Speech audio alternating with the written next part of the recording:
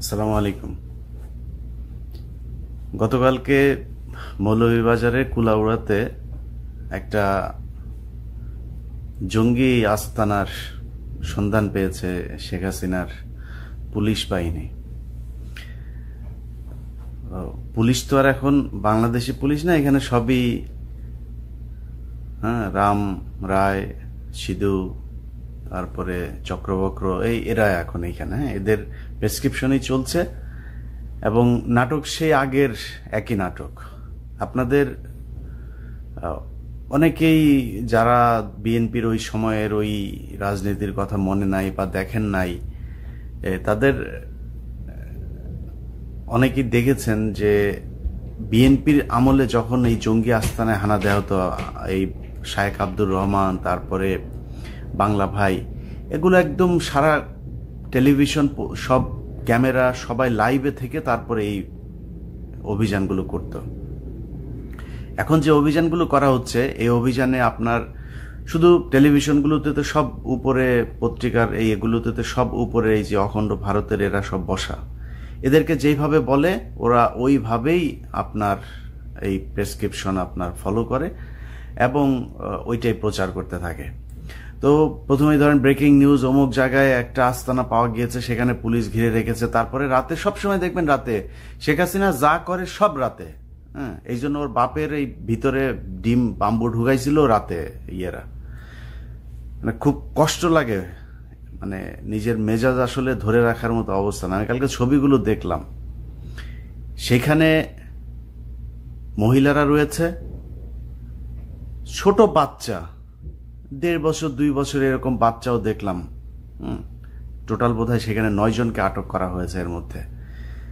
তো এই যে বাচ্চাগুলো, এই যে মহিলাগুলো, এদের অন্যায়টা কি? সব জায়গায় খালি নাকি আস্তানা পাওয়া যায়, অমুক বাড়ি ঘিরে রেখেছে, এরপরে সেখানে বিশাল বিস্ফোরক দ্রব্য। আমি সময় টিভির লাইভটা দেখলাম, ওইখানে সময় টিভির যে কুলাঙ্গারের বাচ্চা আছে, ওই কুলাঙ্গারের বাচ্চাকে হয়তো অফিস থেকে এইভাবেই করা হয়েছে। বিশাল বিস্ফোরক পাওয়া গিয়েছে এখানে, এই সেই সব নিয়ে যাচ্ছে। তো তুই বেটা সাংবাদিক, তুই পুলিশে যা চার্জ কর যে আমরা দেখতে চাই কি এখানে কিসের বিস্ফোরক, কোথেকে কেমনি কি আমরা অভিযান করবেন, আমরা গেলে সমস্যা কোথায়? সাংবাদিক গেলে তো আপনার সমস্যা নেই, সাংবাদিকরা নিয়ে আপনি করেন। তো এইভাবে এই একই কায়দায় গেল প্রায় 15 বছর ধরে শেখ হাসিনা পৃথিবীর বিভিন্ন দেশকে, আন্তর্জাতিক সংস্থাগুলোকে বুঝিয়ে এসেছে যে বাংলাদেশে একটা বিশাল একটা জঙ্গি রাষ্ট্র, এখানে ঘরের ভেতরে বসে বসে মহিলারা তারপরে এই বোম বানায়। এবং এর বেশিরভাগই হচ্ছে এই জামাত করে, বিএনপি শিবির করে। এদেরকেই কিন্তু ধরে নিয়ে যায়, এদেরকে ধরে নিয়ে যেয়ে তারপরে ওইখানে আপনার এক জায়গায় তারা আটকে রেখে কয়েক মাস পরে, কয়েকদিন পরে তারা তাদেরকে নিয়ে একটা জায়গার মধ্যে এই নাটকগুলো সাজায়। এটা সব জায়গার একই ফর্মুলা। তো এগুলো করছে। বাংলাদেশে যদি জঙ্গি বলে কোনো কিছু থেকে থাকে, সেটা তো আওয়ামী লীগ। এই শেখ মুজিবের পরিবার হচ্ছে সবচাইতে বড় জঙ্গি। আপনি 15ই আগস্টের যে ঘটনা, সেই ঘটনায় তো কোনো ক্যাজুয়ালিটি হতো না, সেখানে শেখ মুজিবকে গ্রেপ্তার করতে গিয়েছিল, তারা তো এত মানুষ মারতে যায় নাই। সেখানে গিয়ে তারা প্রথমে শেখ কামাল তো তখন তার নিজের সম্রাট আকবরের ছেলে মনে করে। সে যা চায় তাই হইতো। আমি 2-3 দিন আগে আপনার শেখ কামালের জন্মদিনের বিভিন্ন টেলিভিশন, পত্রিকার এগুলো নিউজ, তারপরে টক শো এগুলো শুনছিলাম। তো মোটামুটি সাহাবীদের কাতারে একজনকে নিয়ে দাঁড় করিয়েছে এই শেখ কামালকে। ওই যে ব্যাংক ডাকাতি করত, ওই যে ঢাকা বিশ্ববিদ্যালয়ের মেয়েরে নিয়ে যে ধর্ষণ করছে কলা ভবনের ভেতরে, ও যে এই বিভিন্ন জায়গায় চাঁদাবাজি করত, ওরা এই যে বাংলাদেশ এই যে ব্যাংক ডাকাতির যেই কথা ওর ব্যাপারে আছে, এটা কেন আছে? কারণ এটা নিয়ে কন্ট্রোভার্সি আছে। পুলিশের তখনকার যে আইজিপি ছিল আব্দুর রহিম, তিনি এই জাসদের উত্থান পতনের কাছে একটা সাক্ষাৎকার দিয়েছে। সেই সাক্ষাৎকারে মহিউদ্দিন আহমেদের কাছে, সেখানে সাক্ষাৎকারে তিনি বলেছেন যে তাদের এটা ব্যাংক ডাকাতি করতে গিয়েছিল কিনা সেই ব্যাপারে তিনি মানে পুরোপুরি কনফার্ম না। কিন্তু যেই মাইক্রোবাসটি আটক করা হয়েছিল, সেখানে শেখ কামাল, তার সাঙ্গপাঙ্গ বন্ধু বান্ধব যারা ছিল, তারপরে এই যে এখনকার বিএনপির যেই ইকবাল হাসান মাহমুদ টুকু, সেও আবার এই শেখ কামালের তো ওই সময়ের বন্ধু ছিল, সেও ছিল এই গাড়িতে। তো তাদের সবার কাছে অস্ত্র ছিল।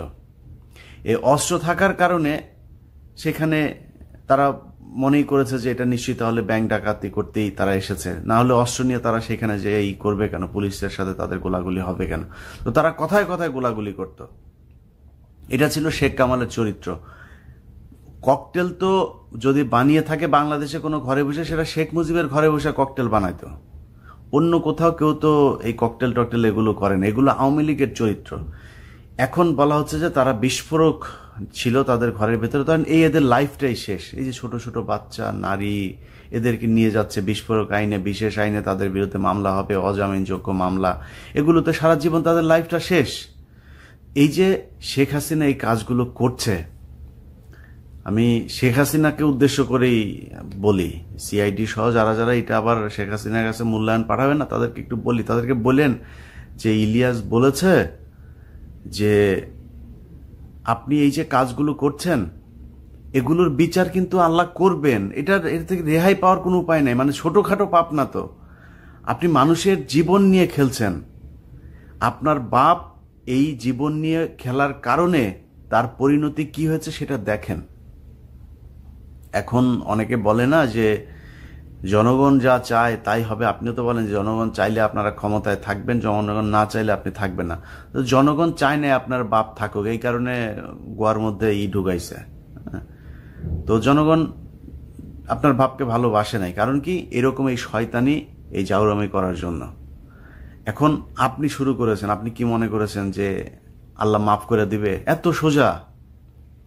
মানে আপনি একটা মানুষের টাকা পয়সা মেরে দিয়েছেন, একটা মানুষকে কষ্ট দিয়েছেন কোনোভাবে, সেটা অন্য জিনিস। আপনি মানুষকে হত্যা করছেন বিভিন্ন জায়গায়। এই পর্যন্ত অনেকগুলো ঘটনায় এই ভেতরে বিস্ফোরক আপনার করে বিস্ফোরণ করে তারপরে ওই মানুষগুলোর মানে পুরো শরীর ছিন্ন ভিন্ন করে দেওয়া হয়েছে। এর আগে অনেকগুলো এই ধরনের ঘটনা ঘটানো হয়েছে। সে মানুষগুলো তো নিষ্পাপ, কোনো দোষ নাই, শুধুমাত্র অন্যায় কি সে জামাত করে, শিবির করে, বিএনপি করে, বা কোনো হেফাজতে ইসলামের কোনো এই সরকার বিরোধী পক্ষের লোক, এর বাইরে তাদের কোনো অন্যায় নেই। এর কারণে আপনি একটার পর একটা ঘটনা ঘটিয়ে যাচ্ছেন। তো আমি আমার জায়গা থেকে এটার মানে প্রতিবাদ করলাম। আমি বলতে পারবো যে আমি এই আমার চোখের সামনে এই ঘটনাটা ঘটেছিল, আমি ওই সময় পৃথিবীতে ছিলাম, এই কারণে আমি এটার প্রতিবাদ করলাম।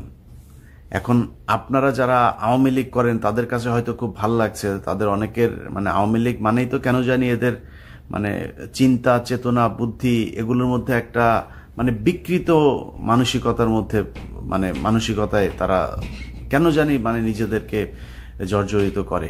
আপনি আমার এখানে একজনের সাথে কথা হচ্ছিল, সে আপনার আওয়ামী লীগ করে কাশ্মীরের বিষয় নিয়ে। তো সে বলছে কাশ্মীরে যারা আন্দোলন করছে তারা তো জঙ্গি, এই কারণে করে। সো এই জন্য সে ভারতের পক্ষে, মানে ভারত নিয়ে তার কোনো অভিযোগ নাই। আমি তার সাথে আর কি তর্ক হচ্ছিল যে আওয়ামী লীগ নিয়ে না, আওয়ামী লীগ সমস্যা না, আওয়ামী লীগ বিএনপি সব একই জিনিস, কিন্তু সমস্যা হচ্ছে ইন্ডিয়া।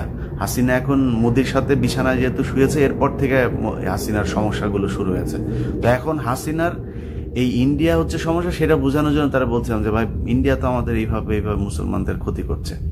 সে বলছে যে না, কাশ্মীরে এটা কোনো সমস্যা নেই, এটা নাই কাশ্মীরের মুসলমানদের দোষ, ওরা হচ্ছে জঙ্গি।